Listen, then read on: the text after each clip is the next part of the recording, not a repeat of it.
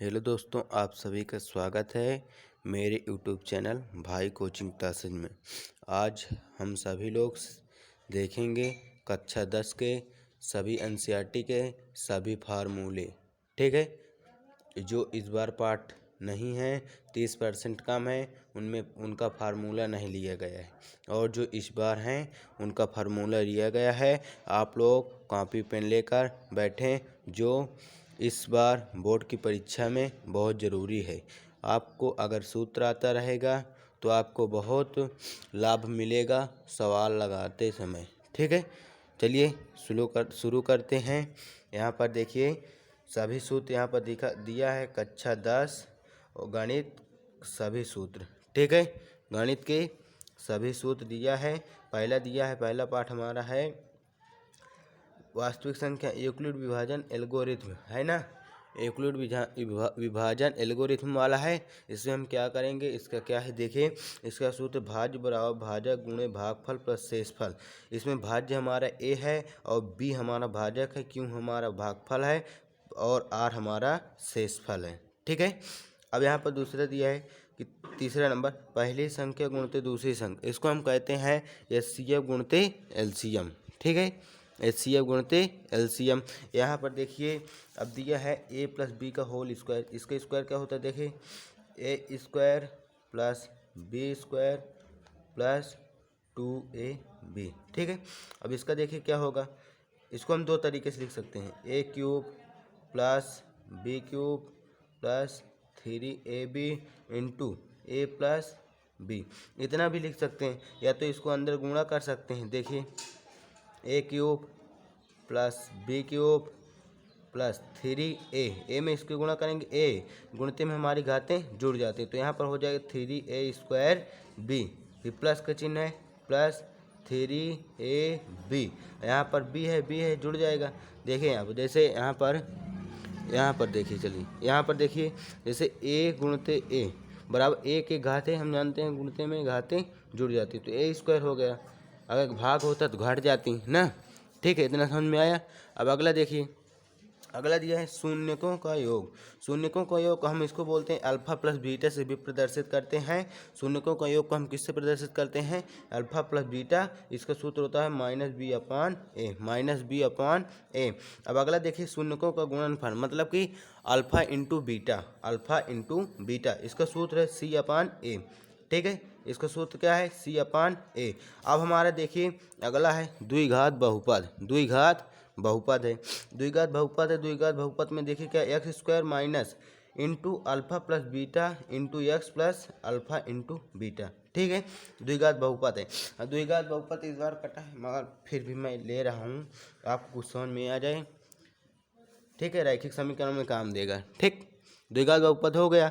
अब यहाँ पर देखिए दिया है इस तरह दे दिया जाएगा, आपको कोई समीकरण दे दिया, उसमें a1 b1 c1 छांटना होगा। वो क्या अद्वितीय है, द्वितीय है, क्या है, आपको ये सब दिखाना रहेगा। ठीक है, संगत है, क्या है संगत। ठीक, अब यहाँ पर देखें a1/a2 डज नॉट b1/b2। ये क्या है, प्रतिच्छेद करते हैं रेखा ग्राफ पर। देखिए यहाँ पर मान लो ये दोनों रेखा हैं, ये दोनों आपस में प्रतिच्छेद कर रही हैं। क्या कर रही हैं, प्रतिच्छेद कर रही हैं। ठीक है, केवल एक हल होगा, यानी कि अद्वितीय हल होगा। क्या होगा, युग्म हमारा संगत होगा। फिर दूसरा इसके कंडीशन है, इसकी 3 कंडीशन है। पहली कंडीशन ये होगा, दूसरी कंडीशन में a1/a2 equal to b1/b2 does not equal to c1/c2। ठीक है, c1/c2 ये हो गया। इसमें ग्राफ होगा कि ग्राफ समांतर होगा और हल कोई हल नहीं होगा, युग्म हमारा असंगत होगा। ठीक है, अब तीसरी कंडीशन है। तीसरी कंडीशन में क्या है देखिए, तीसरी कंडीशन में हम क्या करेंगे देखिए, जब a1/a2 equal to b1/b2 equal to c1/c2 होगा, तो ग्राफ हमारा संपाती होगा और हल हमारा अपरिमित रूप से अनेक हल होंगे, युग्म हमारा संगत होगा। ठीक है, इतना आया। अब अगला देखिए, अगला में क्या होगा देखिए, अगला हमारा आता है वज्र गुणनखंड विधि। क्या आता है, वज्र गुणनखंड विधि। वज्र गुणनखंड विधि में क्या होता है, पहली बात हम x लिख लेंगे, फिर बराबर करेंगे, फिर y लिखेंगे, फिर बराबर करेंगे, फिर 1 लिख लेंगे, ठीक है।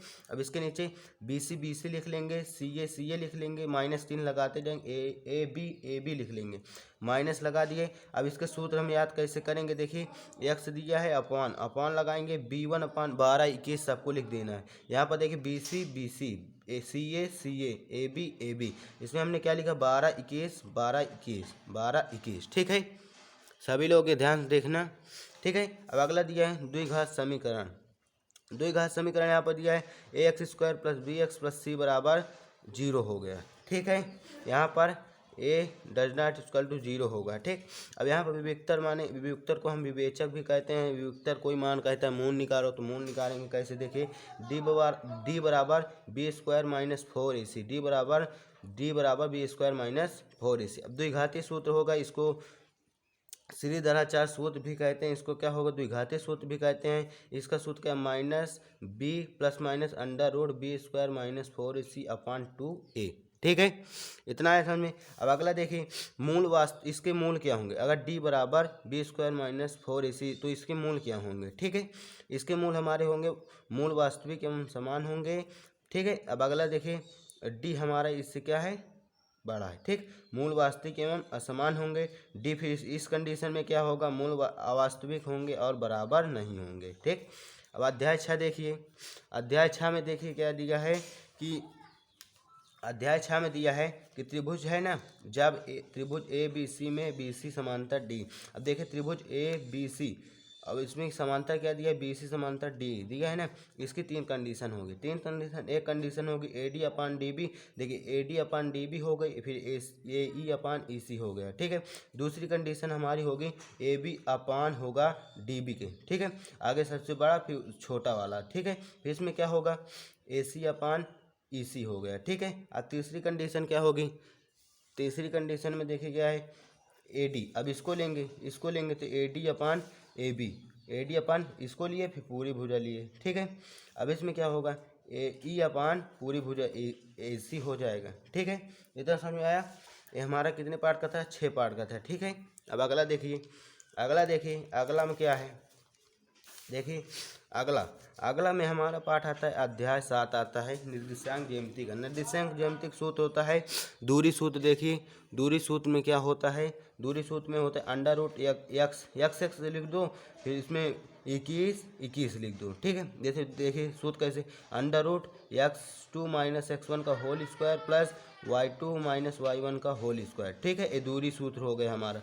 अब त्रिभुज का क्षेत्रफल कह दिया जाए तो a/2 बड़ा कोष्टक x, देखिए यहाँ पर पूरा सूत्र नहीं लिखा हूँ, x लिख दिया छोटे कोष्टक में, इसको y - y फिर प्लस x2, यहाँ पर x1 लिख दो, 1 के बाद क्या आएगा, 2 आएगा, 2 के बाद क्या आएगा, 3 आएगा, ठीक है। x2 के बाद क्या आएगा, 2 के बाद 3 आएगा, 3 के बाद 1 आएगा, मतलब कि 3 से आगे नहीं जाना है, कम जाना है, ठीक है। अब यहाँ पर x3 हो जाएगा, x3 आ जाएगा, फिर 2a हो जाएगा, ठीक है। इसका मतलब 123, 231, 321, ठीक है। ये हमारा हो गया त्रिभुज का क्षेत्रफल का सूत्र, ठीक है। अब विभाजन सूत्र हम क्या करेंगे, विभाजन सूत्र में mx लिख देंगे और my लिख देंगे, अपान में m1 + m2 हो जाएगा। अब यहाँ पर mx लिख दिए, आपको क्या लिखना है, mx my में 12 21 लिख देना है, ठीक है। अपान में 12 मतलब कि m1 + m2 हो जाएगा, ठीक है। ये हमारा विभाजन सूत्र हो गया। वो भी कौन विभाजन सूत्र है, आंतरिक विभाजन सूत्र है। अगर हमारा बाह्य विभाजन सूत्र बोलेगा तो यहाँ पर माइनस हो जाएगा, ठीक है। यहाँ पर माइनस हो जाएगा, यहाँ पर माइनस हो जाएगा, तो हमारा बाह्य विभाजन हो जाएगा। अब अगला है मध्य बिंदु का निर्देशांक हम कैसे ज्ञात करेंगे, मध्य बिंदु में हम x1 और प्लस x2 का मान निकालेंगे और y1 y2 इस तरह लिख के अपान टू y1 + y2/2 हो जाएगा, ठीक है। अब यहाँ पर जैसे कोई मूल बिंदु है, मूल बिंदु की कैसे दूरी निकालेंगे, √x² + y² हो जाएगा, ठीक है। अंडर नहीं दिख रहा है क्या, दिख रहा है ना, हाँ, √x² + y²। अब देखिए संरेख होने का प्रतिबिंब, मतलब कोई अगर त्रिभुज संरेख है तो उसमें कौन कंडीशन लगेगा, देखिए उसमें कंडीशन लगेगा √ यहाँ पर त्रिभुज के क्षेत्रफल, देखिए अभी देखिए ना, यहाँ पर त्रिभुज के क्षेत्रफल है, सॉरी यहाँ पर ठीक है ठीक है। त्रिभुज का क्षेत्रफल है, इसमें इस तरह हो जाएगा। अब त्रिभुज के क्षेत्रफल में इसको x1 y2 minus y3 plus x2 y3 minus y1 plus x3 into y1 minus y2 बराबर 0 होगा। अगर संरेखा है तो त्रिभुज का क्षेत्रफल हमारा 0 होगा। ठीक है, तो 0 होगा। अब आठवां में देखिए दिया है पाइथागोरस प्रमेय। क्या दिया है?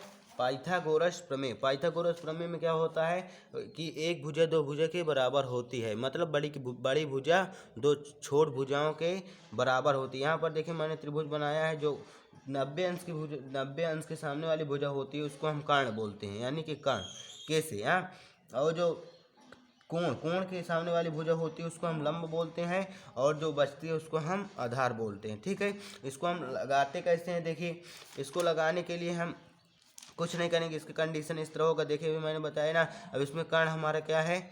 AC है, फिर लंब हमारा क्या है? BC है। ठीक है, आधार क्या है? AB है। ठीक है, अब इसका कंडीशन क्या है? इसको हम लाल बटा कक्का से देखिए करेंगे कि इसमें कैसे साइन थीटा आ जाए आपको, तो उसमें क्या करना है? लंब बटा कर्ण करना है। और काश थीटा आ जाए आधार बटा कर्ण करना है। टैन थीटा आ जाए और लंब बटा आधार करना है। ये साइन थीटा को उल्टा क्या होता है? Cosec theta. और कॉस थीटा क्या होता है? Sec theta. टैन थीटा क्या होता है? कॉट थीटा होता है। ठीक है, इतना समझ में आ गया। अब देखिए अगला दिया है, अगला यहाँ पर दिया है कि sine square theta plus cos square theta बराबर कितना होता है? 1 होता है। ठीक है, अब इसको देखिए यहाँ पर आप समझिए कि साइन स्क्वायर थीटा इसको प्लस में उधर जाएगा माइनस में हो जाएगा। देखिए वही यहाँ पर हुआ है, 1 माइनस कॉस स्क्वायर थीटा हो गया। अब दूसरी कंडीशन हम साइन को भेज सकते हैं उधर, तो साइन जाएगा cos square theta minus 1 minus sine square theta हो गया। ठीक है, इसकी कंडीशन और हो सकती है। देखिए यहाँ पर स्क्वायर लगा है, स्क्वायर हम काट देंगे, यहाँ पर अंडर रूल लग जाएगा। ठीक है, स्क्वायर जब भी हटता है अंडर रूल लग जाएगा, यहाँ पर भी स्क्वायर हटा अंडर रूल लग गया। ठीक है, अब देखिए अगला क्या है? अगला में देखिए क्या दिया है कि अगला में हमको कुछ नहीं करना है, sec square theta minus tan square theta दिया है। ठीक है, इसको भी इसी तरह बदल सकते हो। ठीक, बदल लेना। अब अगला देखिए दिया है, अगला देखिए सभी प्रश्न उतार लीजिएगा। ठीक है, दिख रहा है? ठीक है, दिख रहा है। देखिए सॉरी नहीं दिख रहा है, दिख रहा है। अब देखिए यहाँ से देखिए cos square theta minus cot square theta बराबर 1 होता है। अब इसकी कंडीशन उसी तरह जो मैंने बताया था साइन स्क्वायर में, उसी तरह कंडीशन इसमें भी लगेगी। ठीक है, अब आप लोग देखें उसी तरह कंडीशन लगी, कॉस स्क्वायर थीटा बराबर 1 हो गया, फिर ये हमारा कॉस माइनस में कॉट माइनस में था, उधर गया पक्षांतर किए प्लस में हो गया। इसी तरह इसको करेंगे। देखिए अब इसको हम लगाएंगे कैसे? साइन थीटा बराबर लिख सकते हैं बराबर 1 upon cosec theta, cosec theta. और इसको लिख सकते हैं कॉसेक थीटा बराबर 1 अपॉन साइन थीटा। ठीक है, इसको इस तरह लिख सकते हैं ना। अब देखिए इसको इस तरह लिख देंगे, इसको भी इसी तरह लिखेंगे। देखिए इसको लिखेंगे सेक, पहले ले लो कोई बात नहीं, 1 अपॉन कॉस थीटा हो जाएगा, कॉस थीटा। इसको और लिख सकते हैं कॉस थीटा बराबर 1 अपॉन सेक थीटा। ठीक है, दिख रहा है ना? 1 अपॉन सेक थीटा हो जाएगा। अब देखिए यहाँ पर दिया टैन थीटा। टैन थीटा में क्या करेंगे? टैन थीटा वाला भी उसी कंडीशन में लगेगा जैसे हमारा 3 लगा है। ठीक है, अब देखिए टैन थीटा है, इसको टैन थीटा लिख लेंगे। टैन थीटा बराबर 1 अपॉन गुणते में कोई गुणती में होती है और भिन्न के रूप भिन्न में चली जाती है, यानी कि बटे में चली जाती है। ठीक है, अब देखिए अगला होगा कॉट थीटा बराबर 1 अपॉन टैन थीटा हो जाएगा। ठीक है, ये हमारा सूत्र बन गए। देखिए मैंने साइन थीटा भी बता दिया, एक कॉसेक थीटा भी बता दिया, कॉसेक थीटा भी बता दिया, सेक थीटा जो है बता दिया, टैन थीटा भी बता दिया। ठीक है, अब अगला देखिए, अगला क्या है सूत्र हमारा? अगला है टैन थीटा बराबर होता है sine theta upon cos theta के। ठीक है, ये हमारा टैन थीटा किसके बराबर होता है? Sine theta upon cos theta के। ठीक है, कॉट थीटा हमारा बराबर होता है cos theta upon sine theta. ठीक है, अब यहाँ पर देखिए अगला देखिए क्या होगा? साइन 90 माइनस ए बराबर किसके बराबर होगा? कॉस से लिख सकते हैं। ठीक है, जहाँ पर कोई कोण जैसे हमारा 0, 15, 45, 60, 90 अंश का होता है, जो छोटा कोण जैसे यहाँ पर 70 अंश दे दिया जाए तो उसको कैसे निकालेंगे? इस तरह माइनस में करके निकाल लेते हैं हम। ठीक है, अब अगला देखिए, अब अगला देखेंगे tan थीटा वाला भी उसी तरह tan इंटू 90 - a बराबर cot थीटा बराबर होता है। मैंने बताया ना साइन किसके बराबर, इसमें देखें साइन कॉस के बराबर, कॉस के बराबर होते हैं, उल्टा मतलब कि कॉस 90 - a बराबर साइन ए, tan 90 - a बराबर कॉट ए, फिर यहाँ पर कॉट 90 - a बराबर tan ए हो जाएगा। फिर यहाँ पर सेक 90 - a बराबर कॉसेक ए, कॉसेक 90 - a बराबर सेक ए। ठीक है, अब देखिए हमारा जो 12वां लेसन है, 12वां अध्याय है, उसमें वृत्त है। ठीक है, और जो चैप्टर कटे हैं उनसे कुछ मतलब नहीं है, क्योंकि आप बोर्ड की परीक्षा देंगे तो जो आपको बोर्ड की संभावना है उसी को प्रश्न को ही लगाओ। ठीक है, उसी प्रश्न को हमको लगाना है ज़्यादातर। और इस सवाल को ये क्वेश्चन अगर आपको ये फार्मूला लगाओगे क्वेश्चन में रख कर तो आपको पक्का आ जाएगा। ठीक है, प्रैक्टिस कीजिएगा। अभी है काफ़ी, आपके पास टाइम टेबल पहुंच गया है। ठीक है, अब अगला देखिए, यहाँ पर वृत्त का क्षेत्रफल है। वृत्त का क्षेत्रफल होता है पाई आर स्क्वायर। अब वृत्त है, कोई वृत्त है, उसका क्षेत्रफल होगा पाई आर स्क्वायर। अगर वो आधा हो जाएगा तो उसमें बटा लग जाएगा, क्योंकि वो आधा हुआ है तो पाई आर स्क्वायर। अर्धवृत्त का क्षेत्रफल हुआ पाई आर स्क्वायर अपॉन 2। फिर चतुर्थांश का क्षेत्रफल होता है 1/4 पाई आर स्क्वायर, या इसको हम कह सकते हैं 90 अंश अपॉन 360 पाई आर स्क्वायर। ठीक है, त्रिज्यखंड का क्षेत्रफल होता है थीटा, त्रिज्यखंड का क्षेत्रफल होता है theta upon 360 pi are square. ठीक है, लघु खंड का क्षेत्रफल होता है theta upon 360 pi are square minus 1/2 R square sine theta. ठीक है, वृत्त की परिधि होता है 2 पाई आर, और त्रिज्यखंड के चाप की लंबाई होता है थीटा अपान 360 2 पाई आर। ठीक है, अब अगला देखिए, अब अगला में क्या है, देखिए अगला अध्याय में देखिए क्या है। अगला अध्याय में देखिए, अगला अध्याय में हम क्या करेंगे, घनाभ आता है हमारा, घनाभ की वो वृत्तों संबंधी क्षेत्रफल आता है ना, उसको करेंगे। ठीक है, वृत्तों संबंधी क्षेत्रफल आया उसको करेंगे। अब वृत्तों संबंधी क्षेत्रफल आया तो देखिए पहला है हमारा घनाभ का आयतन। घनाभ का आयतन क्या होता है, एल बी एच इंटू, मतलब कि एल गुणते बी गुणते एच। ठीक है, लंबाई चौड़ाई ऊंचाई होता है। ठीक है, ठीक, घनाभ का पृष्ठीय क्षेत्रफल 2 into L B plus B H plus L H. ठीक है, ए एच है। ठीक, अब यहाँ पर घनाभ का विकर्ण हो जाएगा √L² plus B² plus H square. यहाँ पर घन का हमारा काम हो गया, 3 सूत्र हैं, घन का याद कर लेना है। ठीक है, अब यहाँ पर दिया है घन का आयतन। घन का आयतन क्या दिया है, L3। घन का आयतन क्या दिया है, L3। अब क्या दिया है, अगला दिया है घन का पृष्ठीय क्षेत्रफल। घन का पृष्ठीय क्षेत्रफल 6L²। घन का पार्श्व मतलब जो दिखता है ना, उसको निकालना होता है कि इतना निकालो, तो पार्श्व क्षेत्रफल होता है 4L²। ठीक है, घन का विकर्ण होता है √3a। ठीक है, घन का विकर्ण क्या होता है, √3a। ठीक है, अब घन का विकर्ण होता है √3a हो गया। ठीक है, ये हमारी भुजा है। ठीक, अब बेलन आता है। बेलन का आयतन होता है पाई आर स्क्वायर एच। बेलन का क्या आयतन होता है, पाई आर स्क्वायर एच। फिर बेलन का कुल पृष्ठीय क्षेत्रफल होता है 2 pi r h plus 2 pi are square. इसमें 2 पाई आर हम कॉमन भी कर सकते हैं, आ जाएगा। ठीक है, देखिए जैसे यहाँ पर हम कॉमन का 2 पाई आर। अब यहाँ पर देखिए 2 पाई आर कॉमन हो गए तो यहाँ पर क्या बचा, एच बचा ना, प्लस अब यहाँ पर आर एक चला गया, आर एक बचा, ये हो जाएगा आपका बेलन का कुल पृष्ठीय क्षेत्रफल। इससे भी लगा सकते हो आप। ठीक है, अब गोले का पृष्ठीय क्षेत्रफल होता है 4 पाई आर स्क्वायर। गोले का पृष्ठीय क्षेत्रफल होता है 4 पाई आर स्क्वायर। गोले का आयतन होता है 4/3 पाई आर क्यूब। ठीक है, गोले का आयतन होता है 4/3 पाई आर क्यूब। ठीक है, देखें यहाँ पर दिए ना, गोले का पृष्ठीय क्षेत्रफल होता है 4 पाई आर क्यूब, और गोले का आयतन होता है 4/3 पाई आर क्यूब। ठीक है, अर्धगोले का पृष्ठीय क्षेत्रफल होता है 3 pi are square, 3 pi are square, और अर्धगोले का वक्र पृष्ठीय क्षेत्रफल होता है 2 पाई आर स्क्वायर। ठीक है, 2 पाई आर स्क्वायर होता है। अर्धगोले का आयतन हमारे क्या होता है, जो आधा जो गोला होता है उसका आधा निकालेंगे तो उसका क्या सूत्र लगाएंगे, आयतन 2/3 पाई आर क्यूब। ठीक है। फिर क्या दिया है, शंकु का आयतन, शंकु का आयतन क्या है होता है 1/3 pi are square h, 1/3 pi are square h. ठीक है। अब अगला देखिए, शंकु का वक्र पृष्ठीय क्षेत्रफल, शंकु का वक्र पृष्ठीय क्षेत्रफल क्या होता है पाई आर एल, क्या होता है पाई आर एल। ठीक है। शंकु का पृष्ठीय क्षेत्रफल क्या होता है pi r l plus pi are square. ठीक है, इसमें भी कॉमन कर सकते हो।